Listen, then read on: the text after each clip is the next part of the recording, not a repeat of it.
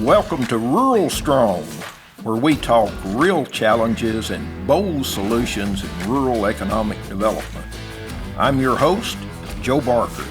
Let's get into it. This is Joe Barker, and this is RuralStrong. We are broadcasting today from the Southwest Tennessee Development District podcast studio in beautiful downtown Jackson, Tennessee, and we have a really special guest today, Kathy LaPlante, and Kathy is the Vice President of Coordinating Programs at Main Street America. She serves as the primary relationship manager for Main Street America's network of coordinating programs, assisting with program advocacy, and starting new programs. She has worked in the Main Street field for over 30 years, and she joined the Main Street America staff in 2007. She's worked throughout the U.S. providing training for cities of all sizes using the Main Street approach to downtown revitalization, and as an instructor for the Main Street America Institute. Kathy, welcome to RuralStrong. Thanks so much, Joe. It's great to be here. And it's always good for someone in the Mid-South to be able to interview someone from the great state of New Hampshire. and so I really have looked forward to this conversation. And maybe we can begin by tell the folks, Kathy, a little bit about your background prior to becoming Vice President at Main Street America. Yeah, absolutely, Joe. I started out my career in retail and actually managed department stores in the Midwest in Wisconsin, Minnesota, and Iowa. And then an opportunity came along. Our city had been selected as a Main Street program. It was brand new in Wisconsin. So back in 1989, I was hired as the first Main Street Executive Director in Chippewa Falls, Wisconsin, which has a little claim to fame as it's the home of Leinenkugel beer and also Cray computers, which were the fastest computers in the world. So we had a good history in our community and worked on that for 7 years, and we won the Great American Main Street Award from that. And from that, my name came up on a list to start the New Hampshire Main Street program. And so I had never been to New Hampshire, but came out for the interview and traveled all across the state and visiting communities I thought could be Main Street. So I got hired for that job, and I ran the New Hampshire Main Street program for almost 11 years. And I've been at Main Street America now coming up on 19 years. My title actually has changed, Joe, since just recently. I'm now the Vice President of Main Street Programs. So I not only work with all our coordinating program partners, I also oversee our field services team, which are our team of people that now go out across the country providing technical services and training to communities. So it's been my passion, just supporting small businesses and helping communities just bring vibrancy back to their downtown districts. So I've been in the field now, I think it's going to be 36 years this next year. What is Main Street America for those folks listening that don't have a clue? Yeah, Main Street America is the largest nonprofit organization. We aren't a federal program. We're a 501c3 program.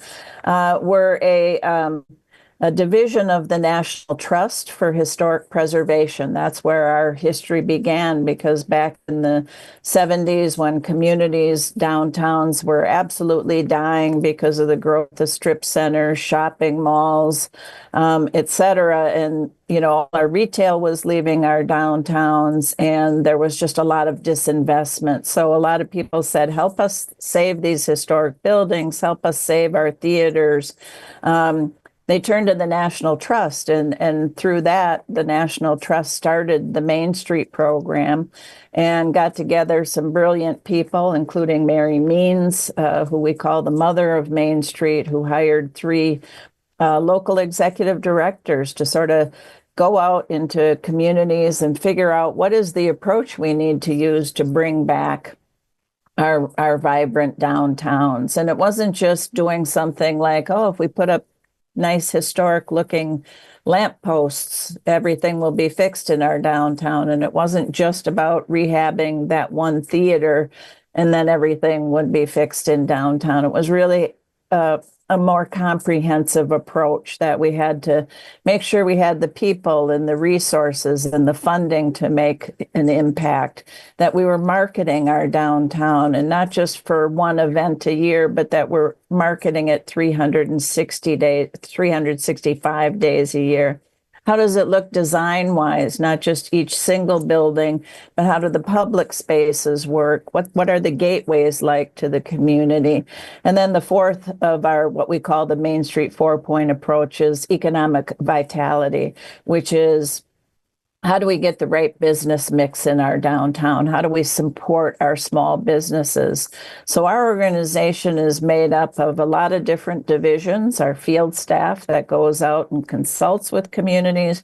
We have a whole research division that provides valuable data to our communities. And we have a government relations team that is building up our visibility nationally so that every legislator across the country knows about our program and that we have access to resources to support them. So we're a great advocacy organization, as well as an organization that layers sort of the help that we give. We have coordinating programs in almost all of our states. We're in 43 states now, and working in a lot of urban areas as well, including Boston, Baltimore, Orlando, and Washington, D.C. And we really are doing everything we can to support the efforts that happen on the statewide, citywide, countywide level, as well as advocating and raising funds for programs. So things like the American Express Small Business Grants, that's a great partnership we've had with them. T-Mobile, giving their $50,000 grants through us to communities to do placemaking projects. So we try to bring a lot of resources, talent, energy, and then spread that out to our field across the nation. Speaking of talent and energy, I will tell you, back in the early 2000s, when I was a commissioner at the Tennessee Department of Economic and Community Development, the state of Tennessee had pretty much gotten out of the Main Street program, and there were still people in the state who were very passionate about Main Street, and they came to see me one day, and there was going to be a national Main Street conference, and it was in Cincinnati, and they wanted me just to go to Cincinnati and have the experience with those folks there.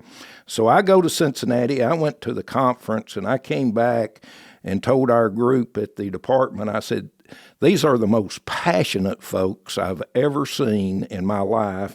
And so Tennessee got back in the Main Street program, and I was just carried away with it and think it's a wonderful program.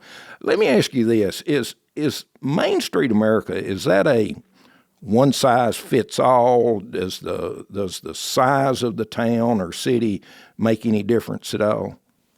You know, that's the great thing about Main Street, is it's scalable to any size community. So we have, I think our smallest communities are under 400 in population, and then we go all the way up to DC, Boston, and Baltimore in our urban settings.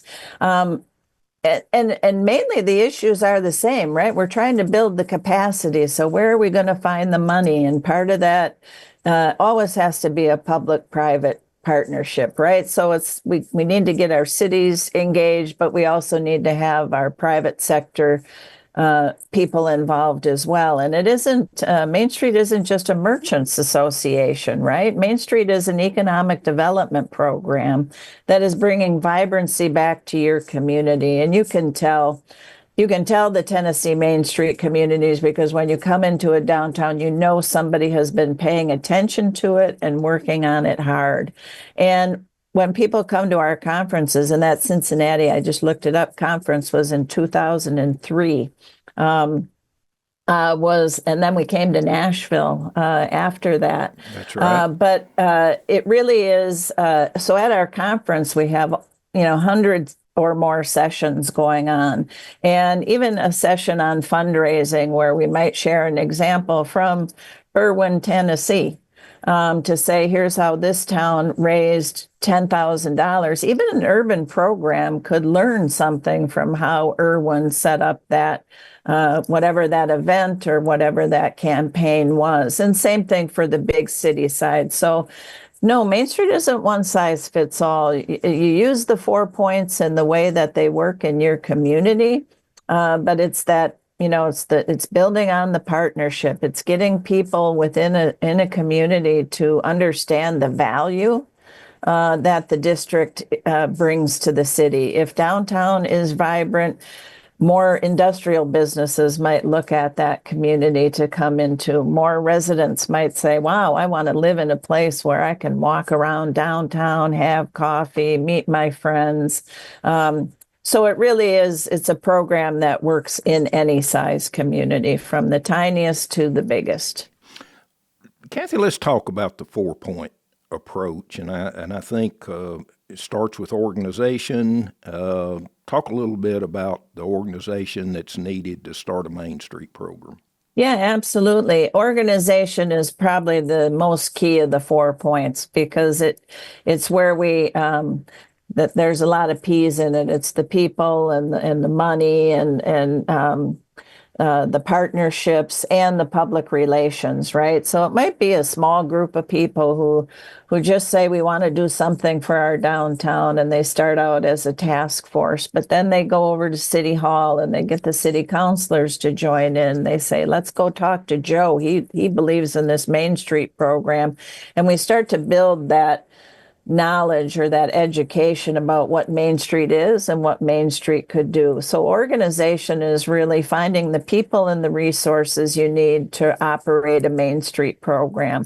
Each of our Main Street cities has a hired executive director, so much of that funding goes towards paying that person's salary and doing the operations for the program, implementing projects like banner programs or just establishing your website.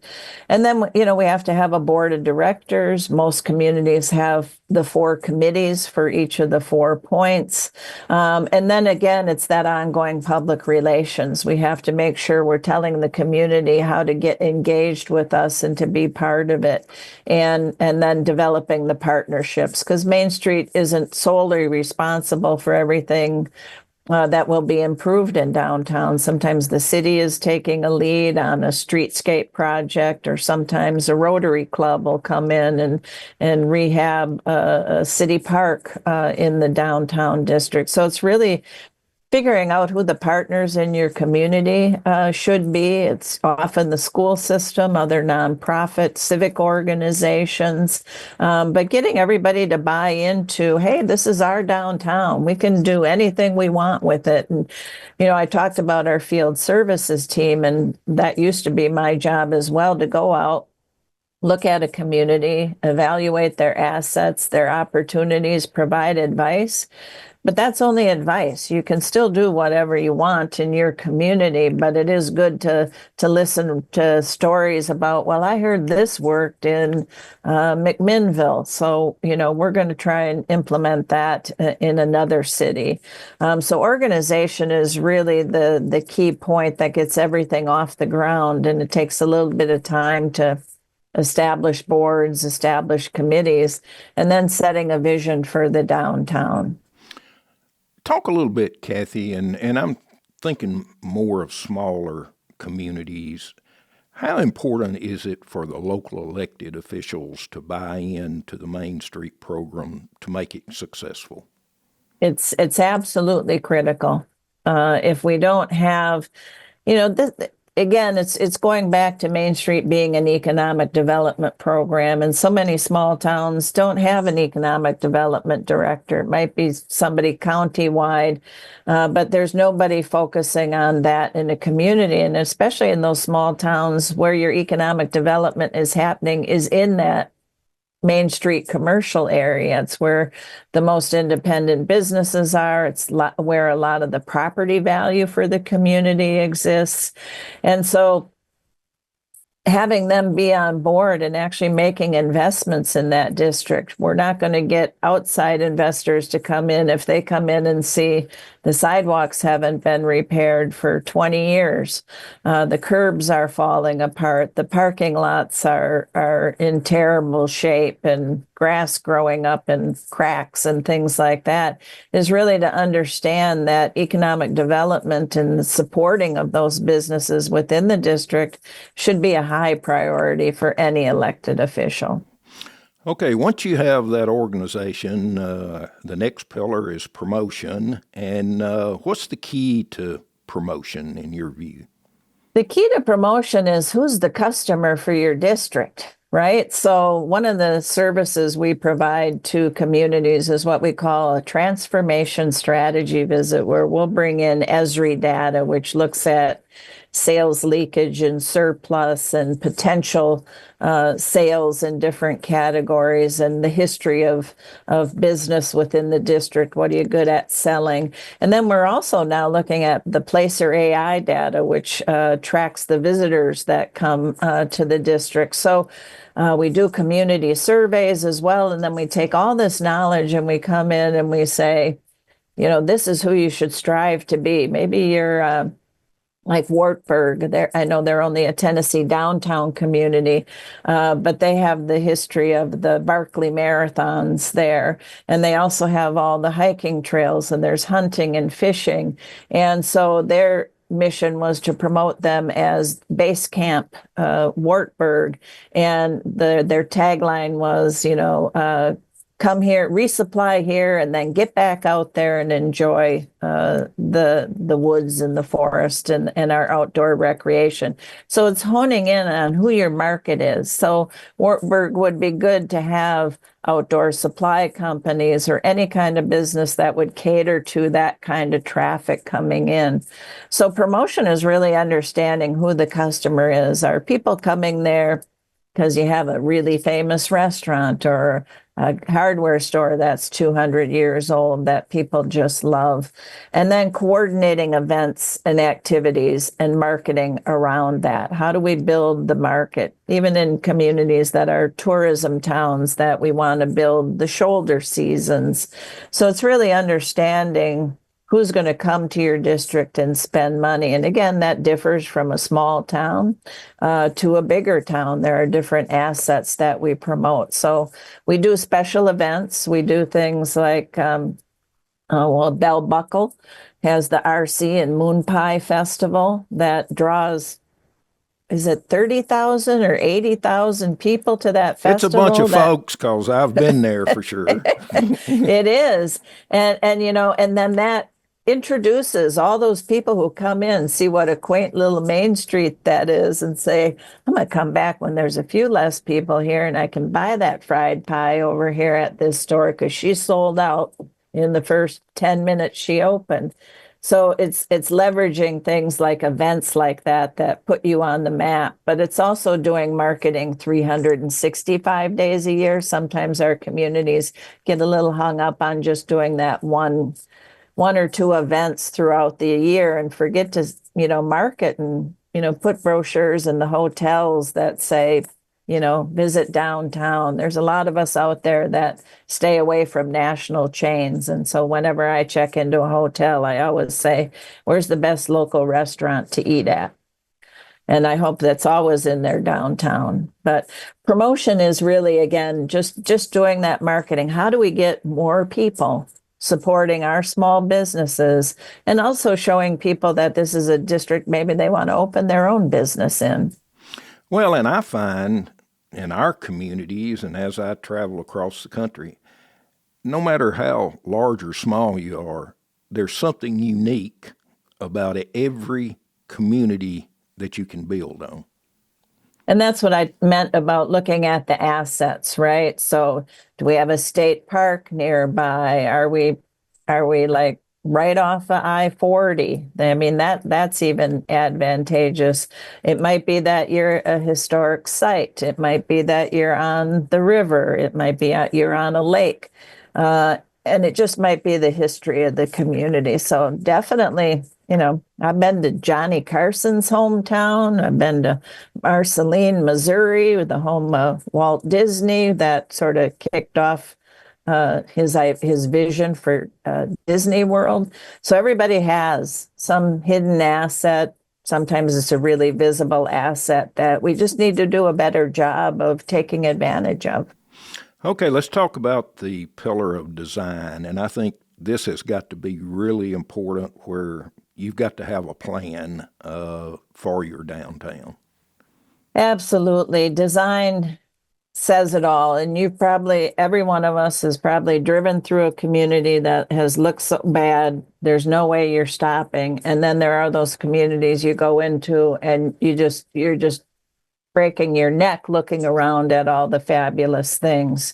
And so it really is, how do we put our best foot forward to anybody coming into our district? And that starts with wayfinding signs to the district, the gateway entry signs. I always love it when a town says, welcome to our town. But then when you get downtown, it also says, welcome to downtown. It means this is another special place in our district. But the big part about design is saving our historic buildings. The most unique asset any community has are the historic buildings in it. Because they don't generally exist anyplace else. We have a lot of one-of-a-kind buildings in many of our communities. So preserving those buildings and making sure we're making full use of the upper stories. So looking at local zoning, what would make it easier for us to get housing on the upper levels? We did a study that every Main Street community across the country, on average, has room to add 100 to 200 new housing units in pre-existing buildings.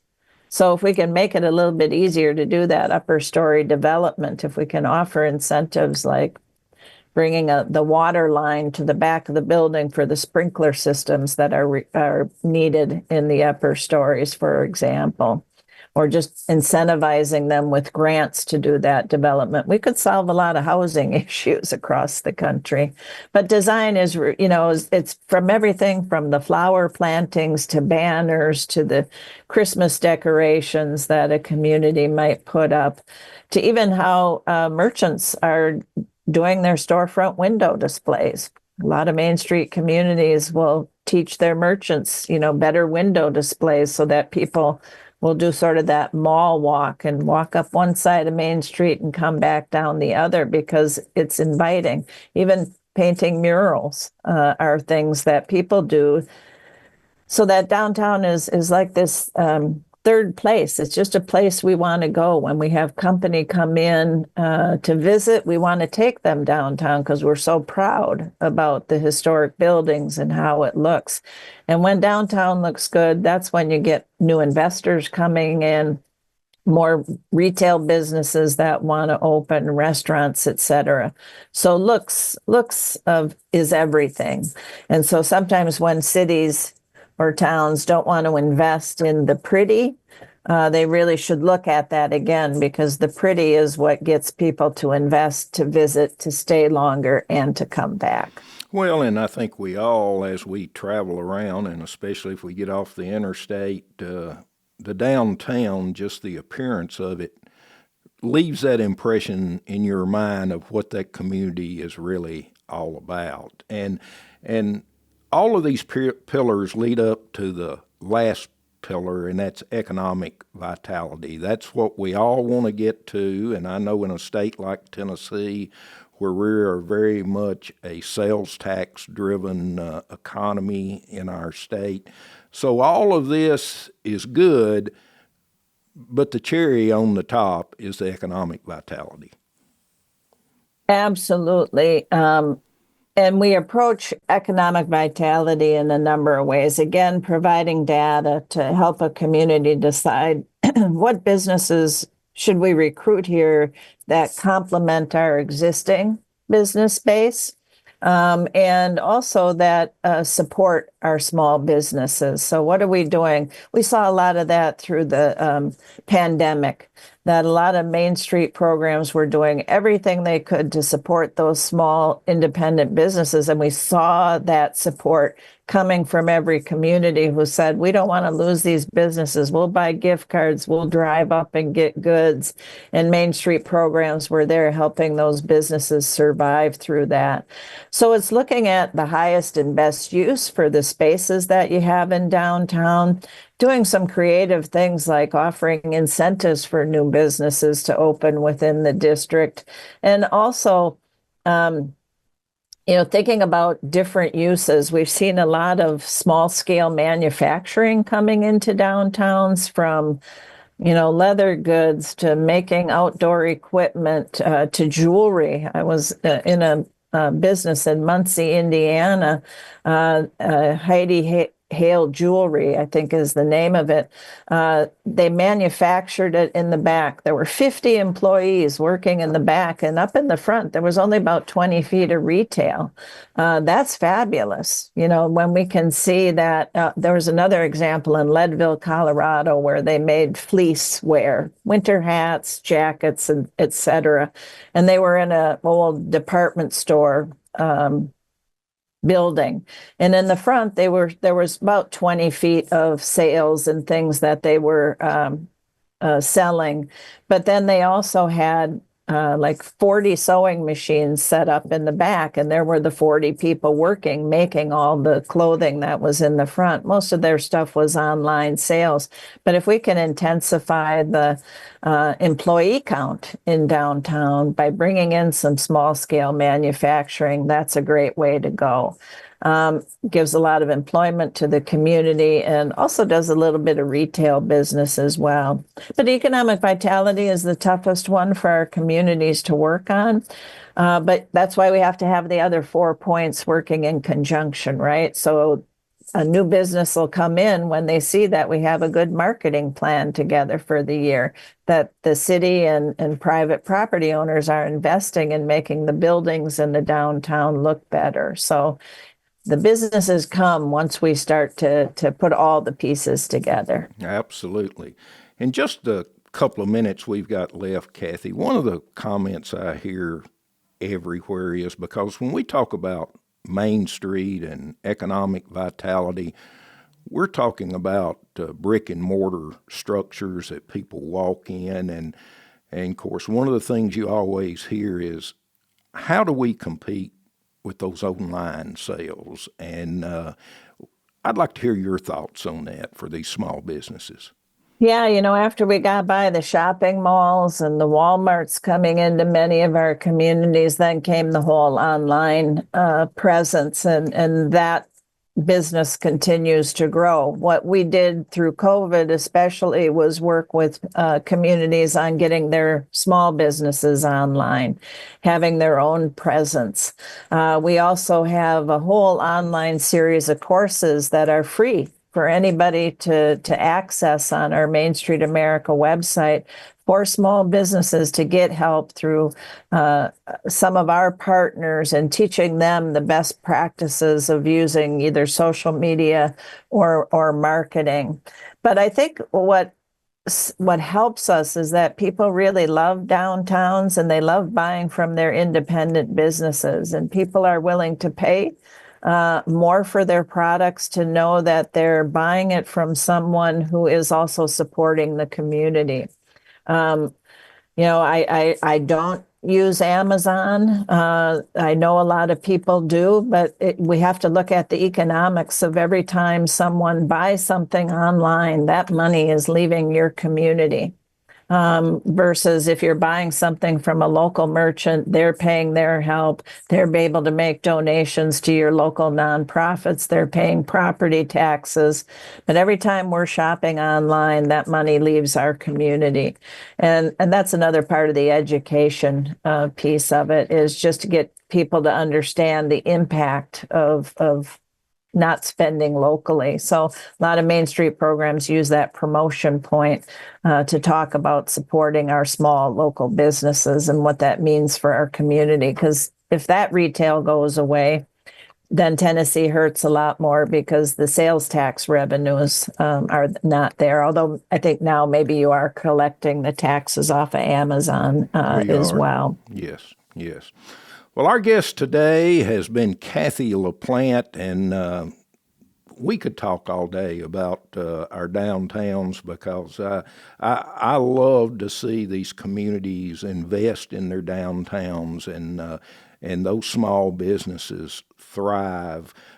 Kathy, if somebody wants to find out more about Main Street America, give them the website that they can go to. Yeah, absolutely. It's just www.mainstreet.org, not com, org, because there is an insurance company out there also named Main Street. So mainstreetamerica.org.